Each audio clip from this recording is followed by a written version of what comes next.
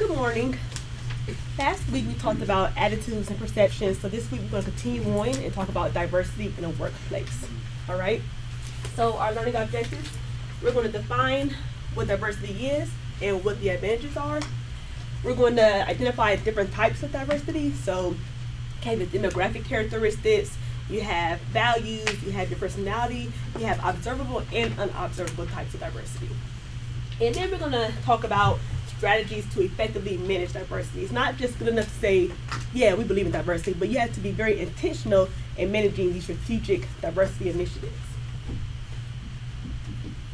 So before I go into the advantages of diversity, I just want to spend a little bit of time to see where you guys stand in terms of defining diversity. So what does diversity mean to you?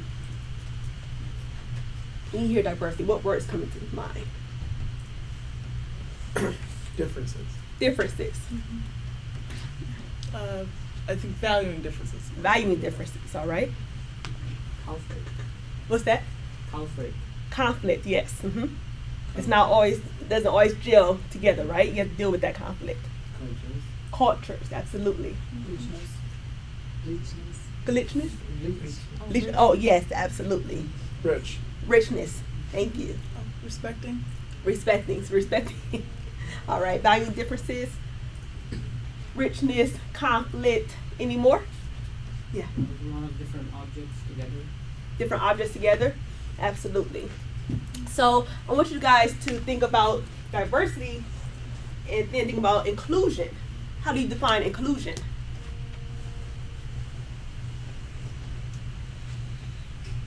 Are they the same thing?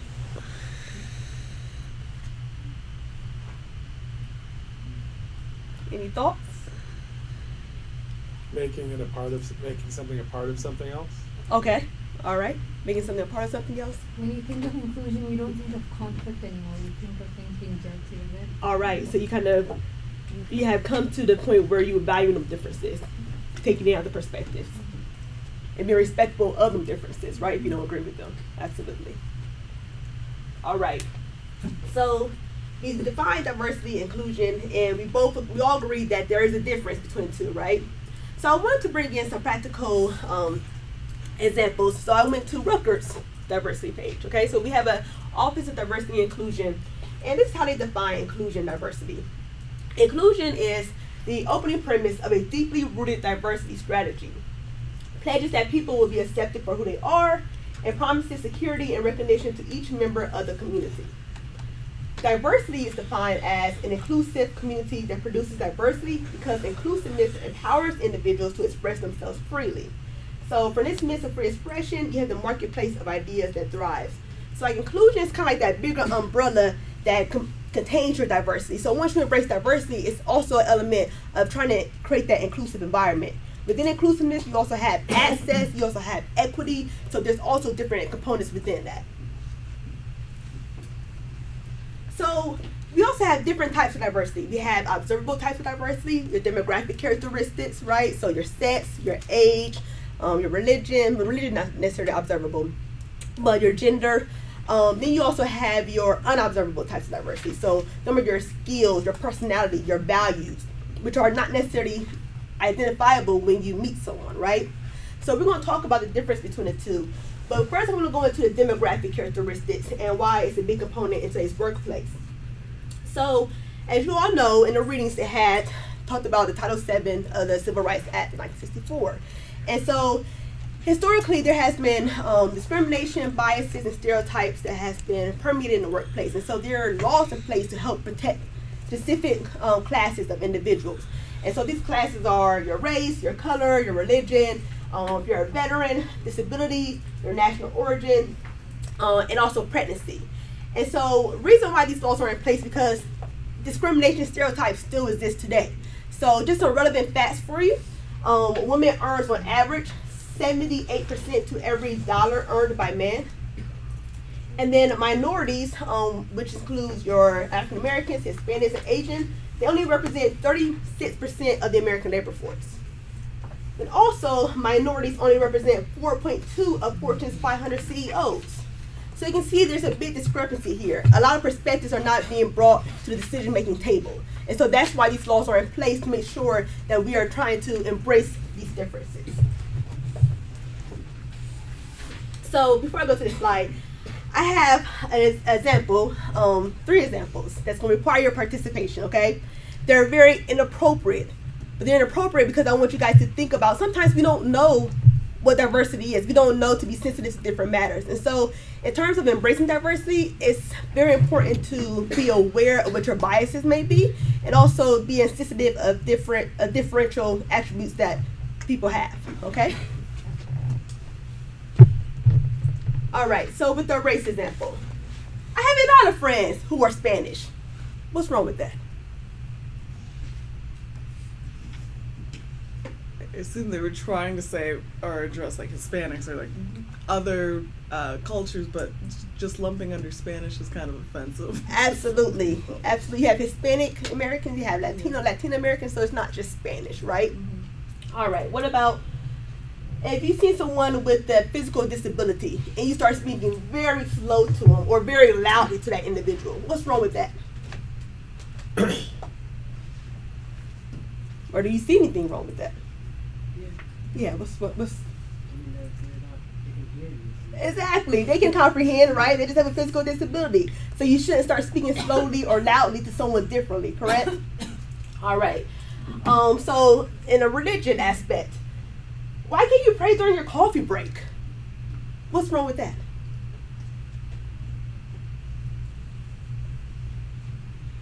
Kind of insensitive. Yeah, it's very insensitive.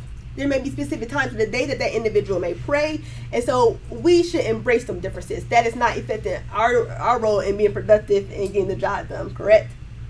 All right, so I provide these examples because sometimes we need to be, like I said, aware of our biases. Some of them are implicit biases that we don't even know exist. And so until we start talking about it and having open dialogue, then we won't really make any strides.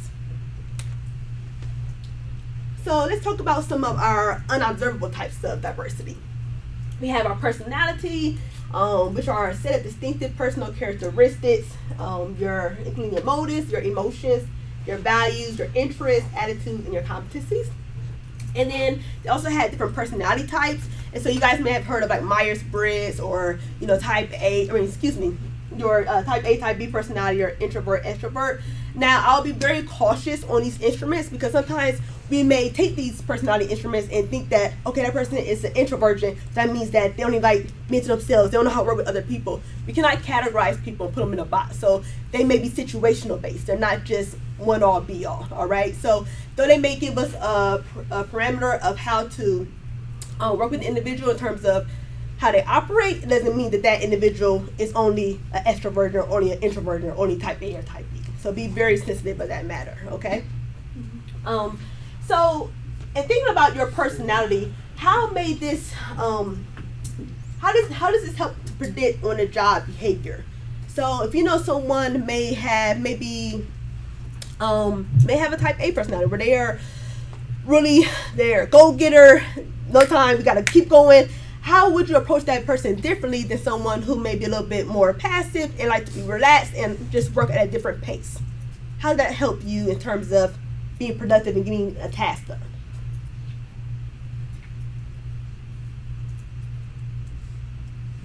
You can assign them work like a little earlier, maybe the people that are relaxed and it's like, and you know that they're gonna finish it maybe a little later. Yeah. You might remind them more often. Yeah, that's an example. And then also, I think one important aspect is being able to flex your behavior. So just because you're working with someone who is totally different from you, don't mean that you have to change who you are, but you have to be mindful of who that person is and work to find that medium, okay?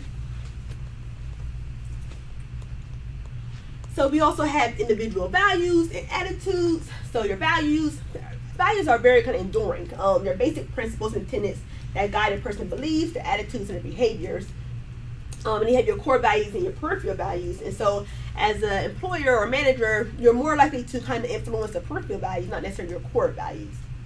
Your attitude is someone's tendency to consistently respond to various aspects of people, situations, or objects. And so there's 3 components. You have your cognitive, you have your affective, and your behavioral. Your cognitive is your beliefs about certain people, and this is usually influenced by your experiences, and also your values. Then you have your affective, which is your feelings, how you feel about different things or people or objects or situations. And behavioral is basically the result of your feelings and your experiences. So managing diversity, like I said earlier, it's not just good enough to say we believe in diversity. You have to be very intentional and strategic when managing these different initiatives. So several strategies are creating a flexible work arrangement. So you may have part-time work, or you may have job sharing or flexible hours. So maybe an individual is a morning person, so maybe they prefer waking up and working from 6 to 2 rather than from 9 to 5, you know? So allowing that individual to operate at their most optimal time, if it works for the organization, why not? You also have parental leave. So for example, you have maternity and paternity leave. And maternity leave is most common, but what about fathers who want to be there for their newborns? You know, can they also have a month or 2 month leave? So being mindful of different aspects. And then also for the mother who may feel that she's losing out for not being able to be in the workplace during a 2-3 month time period, allow her that option to come back and still be able to progress within her career. So we also have family care leaves and personal days. And then you have your dependent care leaves, which are, you know, your daycare, sick child care, elder care. So a lot of times, I know, for example, like my mother is taking care of my grandmother now. And so she needs flexibility with her time, because there may be times when my grandmother not doing too well. So, for example, allowing that individual to come and go, but maybe they're working from home. They're not necessarily working at the on site, but allowing that flexibility. Or you may partner with a child care provider that's like 5 miles radius from your organization. Why not partner with them by a discount for employees to bring their child there? So there's a lot of different incentives that organizations can utilize, but it has to be intentional and strategic. And then you also have your work family stress management. That's also very critical. We have our employees who are allowing us to operate at a very optimal level to bring in revenue. So our human capitals are very, very, very valuable asset. So we want to make sure that we treasure them. I have a video, but I'm going to hold on the video just because of technical difficulties that we had earlier. But the example is basically Novartis. They have been very known for their diversity initiatives. So I encourage you, I'll put it up on Blackboard. You can take a look at the video. But Diversity Inc., organization that produces your most notable diverse organizations, have a list of your top 50 organizations that are known for their diversity initiatives. So I definitely encourage you to take a look at that. So in summarizing, we must acknowledge and value diversity in the workplace. We do that by removing obstacles. So taking in the underserved populations and understanding their differences and their perspectives. We know how personality differences affect people in the workplace, so be mindful of that when creating teams. And also recognize the role, values, and attitudes played in job performances. And then we help build effective careers by allowing flexible work arrangements within the work environment. So I'm going to leave you with this quote: diversity may be the hardest thing for an organization to live with, and perhaps the most dangerous thing in an organization to be without. Are there any questions? Yes. Actually, I have a question. You just mentioned a video about diversity of minorities. Yeah. Right. I think it's just it should be an advertisement of that company, because I recently heard the minorities just paid bribe to enter an international market. So how accurate is this type of video about the diversity of them? So with any organization, you have to be very mindful. Some organizations may be lip service where they believe in diversity, and some of them will actually deliver on their diversity initiatives. And so for each individual, they're going to value different perspectives. And so, you know, if you're interviewing with Novartis and you feel there's a conflict within that, then you know that it's not a good fit for you. But based upon Diversity Inc. and their methods of rating top diverse companies, that was very notable. Mm-hmm. Any other questions? Thank you.